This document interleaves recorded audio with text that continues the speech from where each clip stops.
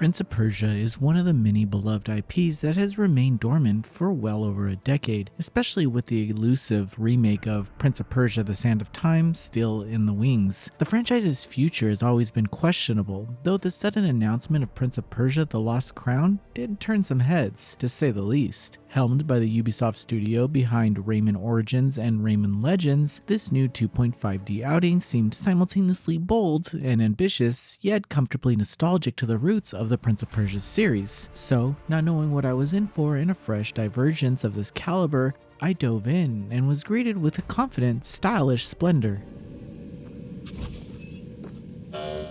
Sargon, are you? Oh, crumbs and sour skies. You're not ready to enter the pit of eternal sands yet. You will need more of the Simorg's power just to break. Prince of Persia: The Lost Crown follows protagonist Sargon, a member of a talented warrior group referred to as the Immortals. Seen as one of the younger, more rookie members, his recent strong performance has earned him prestige amongst both royalty and allies. However, following a successful mission protecting their homeland with the royal family, celebrations are cut short when Sargon's mentor, Anahita, performs a sudden heel turn by kidnapping the nation's prince. The sudden development initiates a rescue mission with the Immortals, who track down Anahita and her conspirators towards the ominous Mount Koth. Alas, what begins as a straightforward task becomes increasingly contrived, as this locale disturbs the natural flow of time, eventually making the search for Anahita and the kidnapped prince the least of the Immortals' concerns. Prince of Persia: The Lost Crown is at its core a Metroidvania, where the story, while somewhat prominent at select moments, mostly takes a backseat, which makes sense given the genre at play here. The premise is compelling and lays solid groundwork for the duration of the adventure, but the cast does feel needlessly large in a tale where narrative isn't at the forefront. Aside from Sargon and a few other Immortals, the rest don't succeed at maintaining relevance, even in a Metroidvania where the playtime is longer than the genre's norm. Still, it quickly becomes abundantly clear that the plot isn't the focus, so the instances of weak executions do little to hamper the experience. Plus, the voice work here is stellar, with excellent line deliveries and strong casting that carries the more emotional beats forward. Shadow like frightened vermin. I'm serious, Orod. There's a strange presence here. I can feel it too. And there's only one way to find out. Let's go then.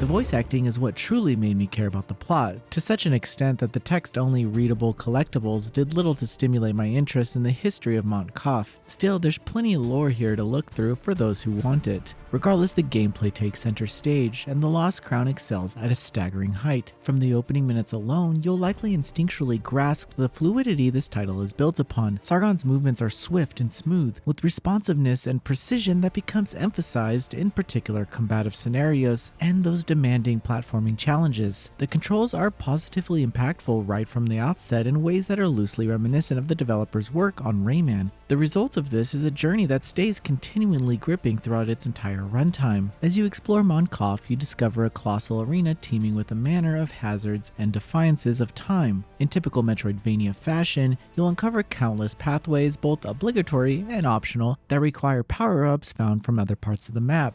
In that sense, the title follows standardized genre conventions, but the actualizations of them stand out tremendously. This is in large part due to the creative upgrades discovered around the premise, such as Sargon being able to summon a stationary after image of himself that he can teleport to from a distance. Another notable power-up enables him to slice a rift between dimensions to carry enemies and objects with him. Sargon's ever-expanding toolkit cleverly plays into the setting's relationship with time while paving the way for impressive puzzles and platforming sequences. Some of my favorite of these instances involve well-timed usage of your bow to hit switches unlocking platforms. It's true this does require skill, but it was never overwhelming and always satisfying to pull off. These feats often make progression consistently rewarding, and they're amplified by one of the game's more standout mechanics, that being the memory shards. In the opening hours, you gain the invaluable functionality of taking snapshots of your locations you're currently standing in, which then become geographic geographically affixed on the map. By making this a habit, you can keep track of obstacles to return to when you require the necessary upgrade. These memory shards rid the frustration many titles of this genre unconsciously employ when backtracking to find overlooked paths or items. It's honestly a massive game changer that I only continue to appreciate the more I progressed, especially with its ease of usage, as it ensured I would always be fully caught up with the collectibles whenever I desired to. The Lost Crown also possesses a rewarding combat system that, while admittedly too simple at points, shines in bouts requiring more thought.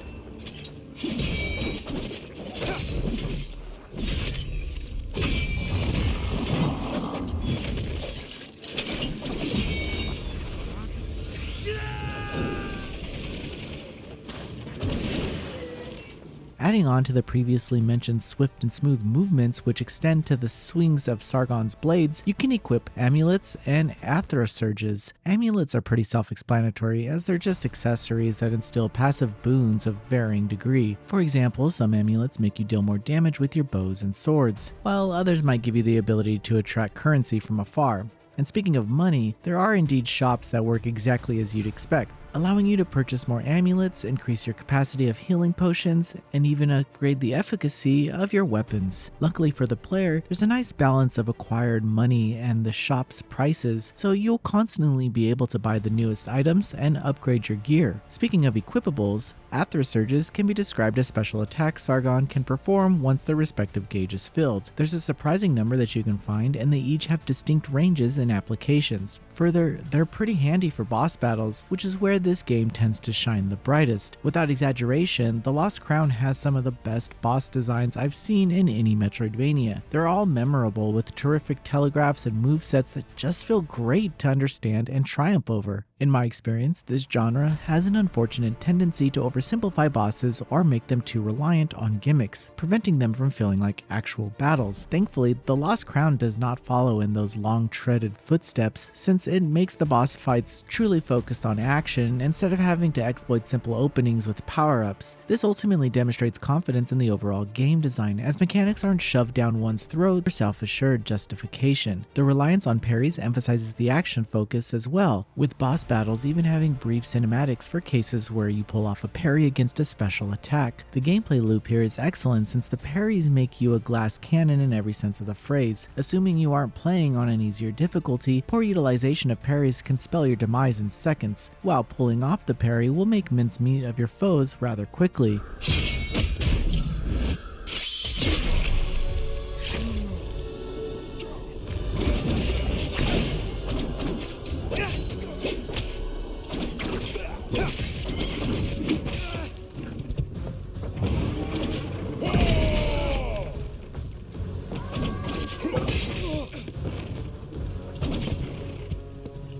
One last set of points worth bringing attention to is the soundtrack and art direction. Regarding the former, The Lost Crown features musical contributions by Gareth Cooker, who brings well-suited atmospheric cohesion to the experience. Granted, I don't see myself listening to any of these songs outside of the game, but they do their job of providing a sense of mystery and stillness to the labyrinth that is Mount Kaf. As for the art direction, I'm more hit and miss on it. The character portraits and parry cut-in animations are masterclass, but personally the environments were a bit lacking. To elaborate, there is visual variety that becomes pronounced the further you progress, yet the colors lack a vibrancy that makes the areas pop out as much as I'd like them to. This didn't take me out of the experience or anything, it just felt like something was missing in that regard.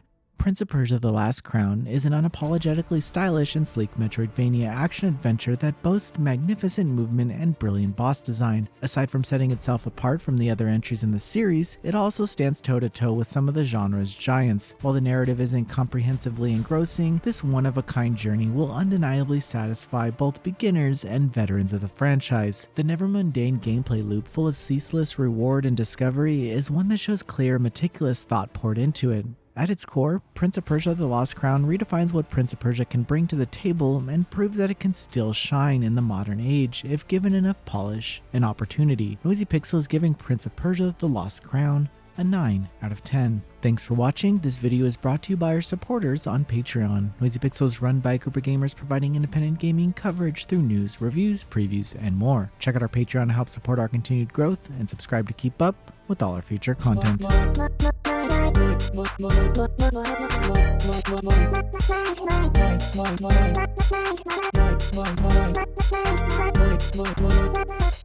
Noisy Pixel.